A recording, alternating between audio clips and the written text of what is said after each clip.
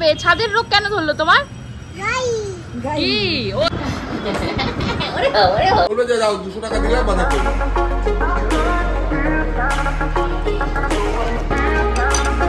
চিলচিলটা কেঁদে উঠেছে কেন?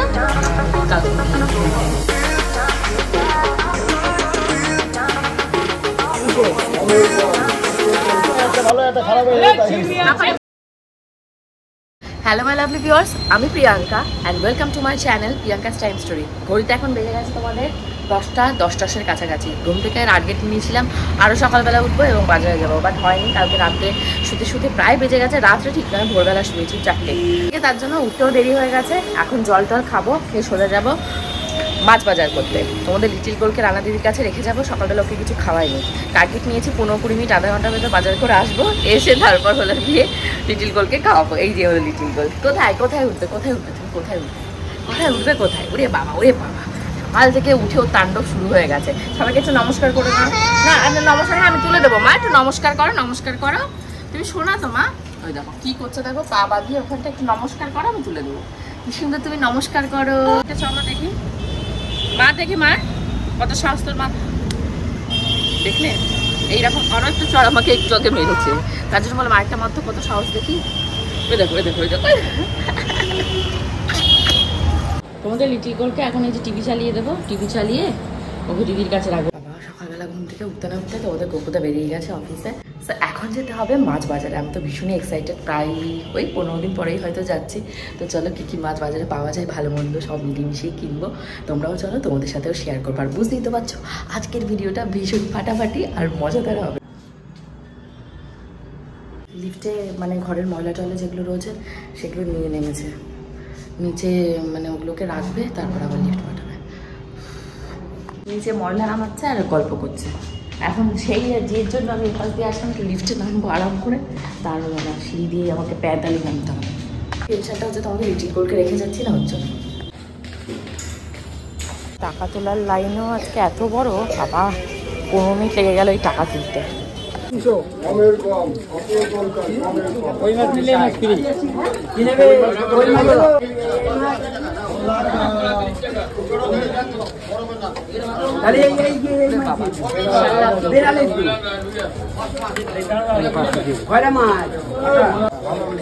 এই চিনিটা ভালো হবে, সেই দেবো মাথা পড়ে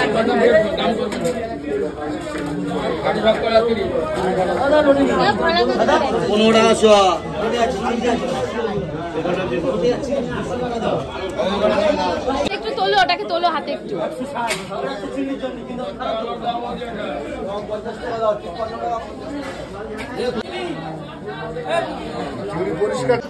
আজকে তোমার মাছ লাফাচ্ছে না, দেখি কতটা দিলে। অতটা দিও না, কম করো। এইগুলো কত? এগুলো কি বাটাটা পাচ্ছে? আর এগুলো কি? এটা 500। রুই মাছ, কাতলা মাছ নেব না? না, রুই কাতলা আমি নেব না। কান করে দেব না। রুই মাছ লাগবে না, গাদা হলে হবে। আরো আছে গুড়া মাছ, এটা গ্যারান্টি আছে, ছোট হলে কোয়ালিটি আছে। ওই 1200 টাকা 1500 টাকা মাছের থেকে মাছের কোয়ালিটি ভালো। মাছ কাটবে একদম দুধের মতো সারা বেরোবে। এটা 700 ভাই ট্রেন ধরবে। এটা 700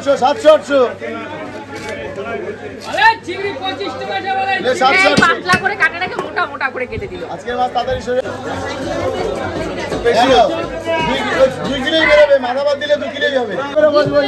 এক মাস বেড়ে দুইটা যদি ছেলে মেয়ে হয়, একটা ভালো একটা খারাপ হয়ে যায়। তোমাকে বললাম ডিম ছাড়া, তুমি আমার দিকে দিবে। আধা ঘন্টা ধরে আমি এই মাছের দোকানের সামনে দাঁড়িয়ে আছি। মাছ কেনা আমার হয়ে গেছে, মাছ কাটাতে এত টাইম। এসে ওই যে বান্টির সাথে দেখা হচ্ছে। বান্টি বুঝে দাও বৌদি দাও। বান্টি যদি না আসতো আমাকে হেঁটে রোদে পুড়েই যেতে হতো। হয়ে গেছে। তারপর কি করেছে, লিটিল গোলটা মাথার উপর দিয়ে মাছের ব্যাগটা নিয়েছে। অদ্ভুত। এখন মাছগুলোকে সব ধোয়াতে হবে, ভাগ করে রাখতে হবে। উনি বলছেন নাকি এখন লাগতে বেরোবে, না খেয়ে বেরোবে। আর ভাত হয়ে গেছে, ভাত তো রয়েছে আগে, আর তার মাছ ভাজা দিয়ে খেয়ে যাবে। অজ্ঞান হয়ে গেলাম, এত গরম। আর উঠে আসতে হলে মেন কষ্ট। স্কুটিতেই এসছি বান্টির সাথে। বান্টি নাকি বৌদি চলো স্কুটিতে নিয়ে চলো। বুঝেছো বাজার করা কি কষ্ট, ছেলেরা কত কষ্ট করে, তোমার মেয়েরা ছাওয়ার মধ্যে রান্না করো হবে সব ছাওয়ার মধ্যে রান্না ছেলেরা কষ্ট করে রোদের মধ্যে ইনকাম করে ভাবো ছেলেদের কষ্টটা ভাবো তুমি এই কথা বলো তুমি রোদের ভেতর ইনকাম করতে দেবে এসি ঘরের ভেতর পা রান্না ছাড়া এসি রান্না বুদ্ধি নাচে তো বুদ্ধি আছে হ্যাঁ বন্ধ করো দেখা যাক এর ভেতরে কি মাছ খোলা হয়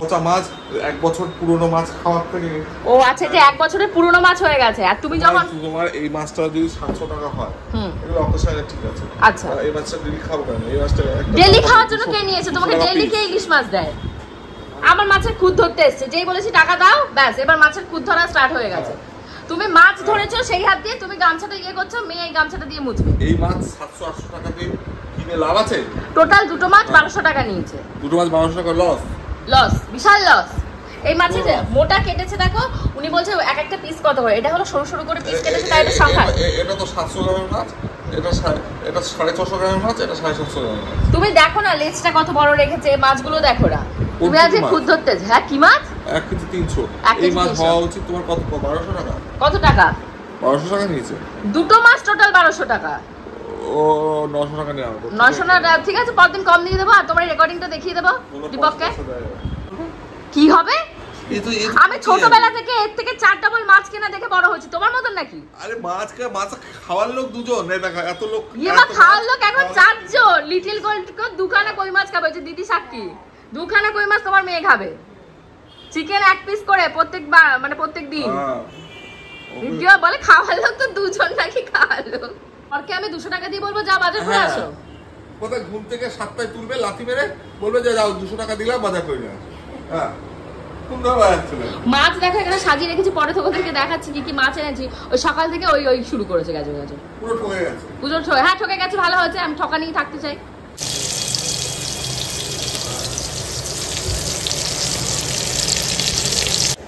দেখেছো লাফাচ্ছে ফিশ দেখেছো ফিশ লাফাচ্ছে কেমন ওই দেখো ওই দেখো ওই দেখো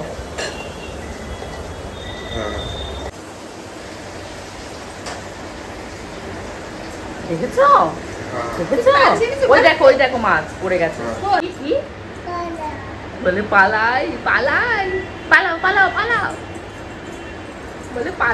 অনেকক্ষণ তোমাদের সাথে মাছ দেখানো হয়ে গেছে এবার আসা যাক মেন টপিক মাছের গল্পে ফার্স্টে যে মাছটা দেখতে পাচ্ছ এটা হলো বাটা মাছ তোমাদেরকে চুপি চুপি একটা কথা বলে রাখি মাছ কিনতে না যত কষ্ট সেটাকে কাটিয়ে বাড়িতে এনে রান্না করাটা হলো সব থেকে মোস্ট ডিফিকাল্ট পার্ট খেতে আর এটিএম থেকে টাকা তুলতে সব থেকে মজা লাগে তাই না একমত তো আচ্ছা এই দেখো গল্প করতে করতে অনেকগুলো মাছ মিস হয়ে গেল ট্যাংরা মাছ ছিল ওটা কিন্তু জ্যান্ত ছিল না ও বলছে মাথা ঘুরে নাকি মাছগুলো অজ্ঞান হয়ে গেছে অনেক ঝাঁকি খেতে খেতে অনেক দূর থেকে এসছে তো ফলই মাছগুলো কিন্তু বেচারি একদম জ্যান্ত ছিল যখন মায়ের মানে মাছের গাছ থেকে আঁশ ছাড়াচ্ছিল তখনও লেজটা নাড়ানাড়ি করছিল তোমরা হয়তো ভাবে কি নিষ্ঠুর আমি মাছের গল্প বলছি মানে দুঃখের গল্প বলছি আবার সেই মাছগুলোই খাচ্ছি এইরকমই বুঝেছো এটা প্রকৃতির নিয়ম প্রকৃতির নিয়মের বিরুদ্ধে গিয়ে তো আমি কিছু করতে পারি না আর এখানে কই মাছগুলো নিয়ে এসেছি অবভিয়াসলি তোমাদের লিটল গোল্ডের জন্য দেখে মনে হচ্ছে এক গাদা মাছ না তোমরা হিসাব করে দেখো লিটল গোল্ডের বাবা যদি 4 পিস লাগে লিটল গোল্ডের মায়ের 2 পিস লাগবে আর লিটল গোল্ডের 2 পিস আর কয় পিস থাকে হিসাব করে আমাকে অবশ্যই কমেন্টে কমেন্ট করো তারপর আসা যাক এই ভেটকি মাছের মানে গল্পে ভেটকি ঠিক নয় এগুলো হলো ভেটকি ভোলা তোমাদের গোপুচন্দ্র খেতে চেয়েছে ভেটকি ভোলা আমি সারা বাজার ঘুরে অত তো মাছ চিনি না সবে সবে তো মাছের এই যাত্রা আমার শুরু হয়েছে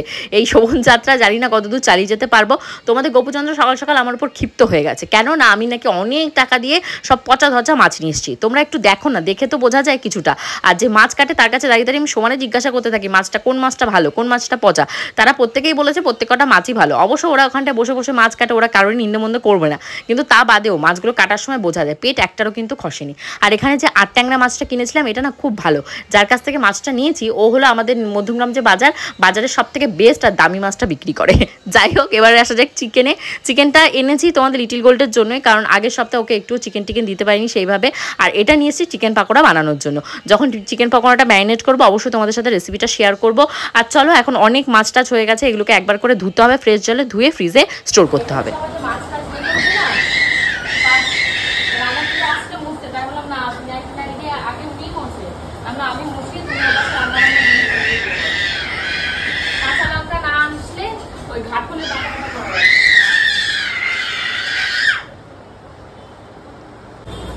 আটকে চিৎকার করছে তো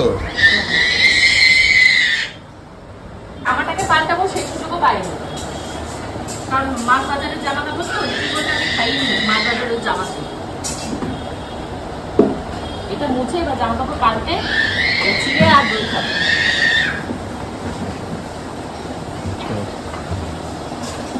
মাছের জামা কাপড় ছেড়ে ফ্রেশ হয়ে আমি এসেছি এবার রান্নাঘরে দেখতে রান্না বান্না কত দূর। তো এসে দেখি রান্না দিদি কচুর যে গাঠিগুলো সেগুলোকে সিদ্ধ করে রেখেছে, সিদ্ধ করে চিংড়ি মাছ দিয়ে রান্না করছে।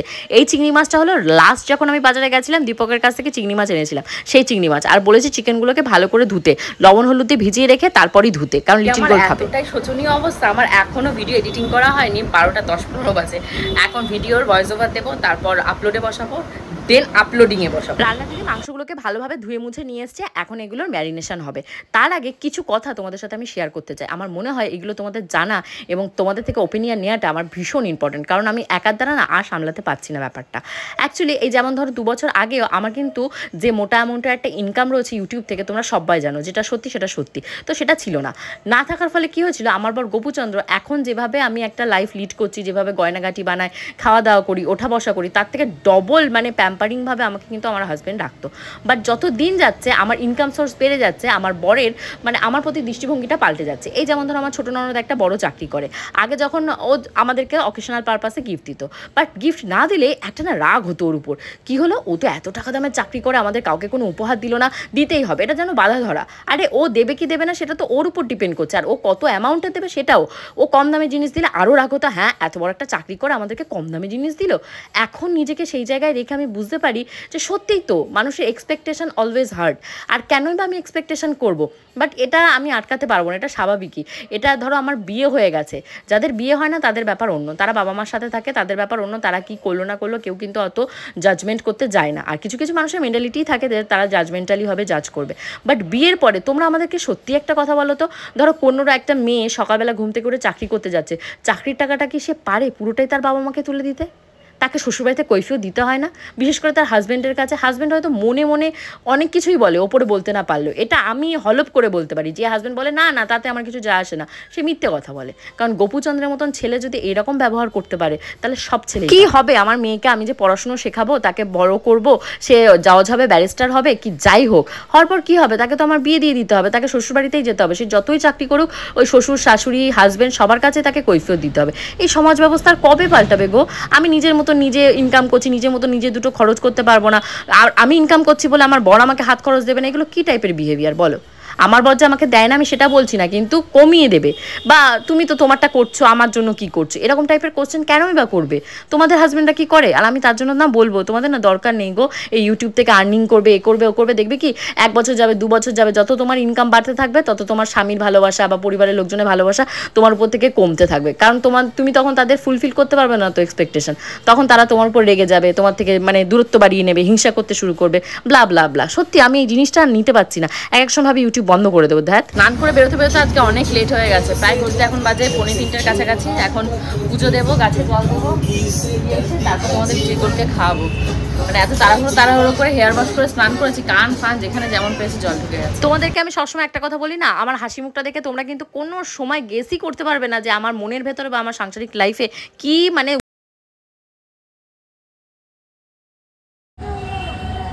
ছাদে কি করছে এই মনা? পড়ে যাবে তো।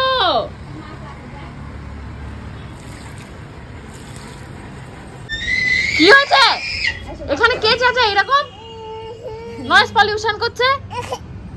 ঘরে যাবে না? এখানে কি করবে? ছাদে কি করবে? ছাদের রোগ কেন ধরলো তোমার? কি ও এখানে দাঁড়িয়ে দাঁড়িয়ে গাড়ি দেখবে? ও ওই যে এখানটা গাড়ি দেখবে দাঁড়িয়ে দাঁড়িয়ে, কি মজা। ওই দেখো, তাকা এদিকে তাকা, look at me, look at me, look at me. ও দেখো কি গু, কোথায় গু? এই দেখো কোথায় গু, কোথায়? আমি তো কিছু দেখতে পাচ্ছি না, তুই এত কিছু কোথা থেকে দেখছিস? বলে গু টু কত কিছু না কেউ দেখতে পাচ্ছে। একটা গান বানাবে, একটা রিলসের ভিডিও বানাবে, রিলসের ভিডিও বানাবে। লিটিল কোলকে খাইয়ে দাইয়ে মানে দেখতে পাচ্ছ একটু শুয়ে আছে। আমি ড্রেস চেঞ্জ করে নিয়েছি, এখন খাওয়া দাওয়া করবো, খাওয়া দাওয়া করে একটু লিটিল কোলটার পাশেই শুয়ে থাকবো। প্রত্যেক দিন মানে হাওয়াই চপ্পলটা আমার হারিয়ে যাবে, কোথায় যে খুলে রাখবো তার আর দর্শন আমি পাবো না। লিটিল গোল্ডের ভয়ে জুতো টুতোগুলো সরিয়ে রাখা হয়, হাত দেয় সবসময়, সেই হাত আবার মুখে দিয়ে দেয়। এই মাত্র বৃষ্টি হচ্ছিল ঝমঝম করে, কে বলবে। লিটিল গোল্ডকে এখানটা বসিয়ে রেখে আমি পুজো দিতে গেছিলাম, যেই দেখেছি বৃষ্টি পড়ছে আমি আবার এই ডোরটাকে স্লাইডার ডোরটাকে ক্লোজ করে রেখে গেছি, ও যদি আবার বৃষ্টিতে চলে যায়। কোথায় জুতো, কোথায় ও জুতো, তুমি কোথায়? কোনো ঘরেই তো তোমাকে আমি খুঁজে পাই না। ঘড়িতে বাচ্চা এখন তোমাদের 8টা সাড়ে 8টার কাছাকাছি। আমি একটু রেডি হয়ে নিয়েছি কারণ একটা জায়গায় যাওয়ার রয়েছে, সেটা হলো উজ্জ্বলদা রয়েছে। উজ্জ্বলদার ছেলের আজকে বার্থডে রয়েছে, তো সেখানে ইনভিটেশন রয়েছে। তো তোমাদের গপুদা রেডি হচ্ছে আর লিটিল গোলুর বাবার সাথে রয়েছে। তো আমি এখন একটু এসছি এখানটায় ফটোশ্যুট করবো, করে টোরে তারপর বেরোবো। কি হচ্ছে লিটিল গোল দেখো রেডি হয়ে আর বেশি তো দাঁড়াতে চাইছে না, এখনো বেরোবে বেরোবে বেরোবে, তাই তো? বেরোবে বলে নাচানাচি করেছে। আর ওর বাবা একটু দায়িত্বারি কেটে ফ্রেশ হয়ে আসেনি, আমাদেরকে আর একটু শর্টের ভিডিও বানাবো তার বানাবো। সবাইকে বাই বাই বলে না, বলে বাই বাই, আমি একটু বেরোবে যাচ্ছি বলে।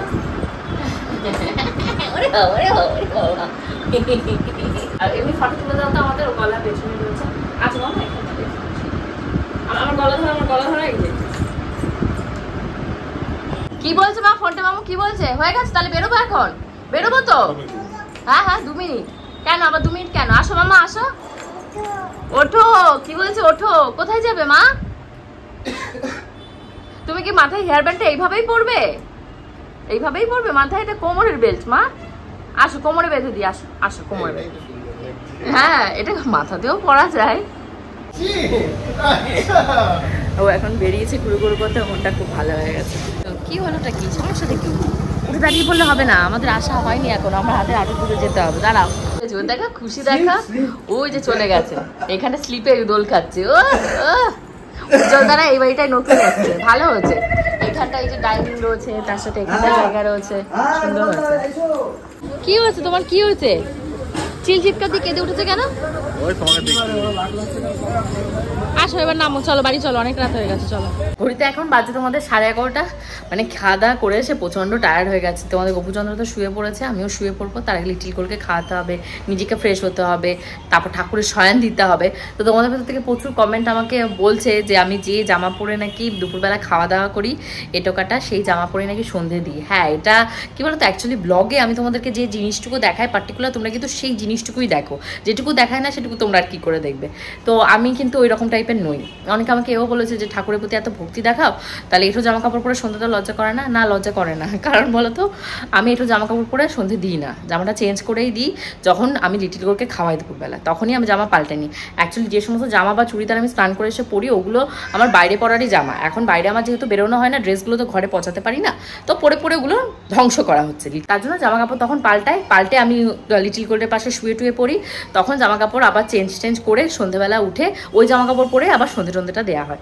তো এত ক্ল্যারিফিকেশন কিন্তু আমার তোমাদেরকে দেওয়ার দরকার নেই, আমার দরকারও আছে, কারণ তোমরা আমার রেগুলার ভিউয়ার্স, তোমাদের কাছে স্বচ্ছ থাকাটা মোস্ট ইম্পর্টেন্ট। তো চলো এখন ঘরে দরজা ঠিকঠাক আটকে যাবো ভিডিওটা শেষ করার দিতে। হোপফুলি আজকে ব্লগটা তোমাদের ভালো লেগেছে। যদি ভালো লেগে থাকে অবশ্যই কমেন্ট সেকশনে কমেন্ট করো। পরবর্তী ব্লগগুলো আরো ফাটাফাটি আরো মজাদার হবে। See you in the next blog. Till then bye by.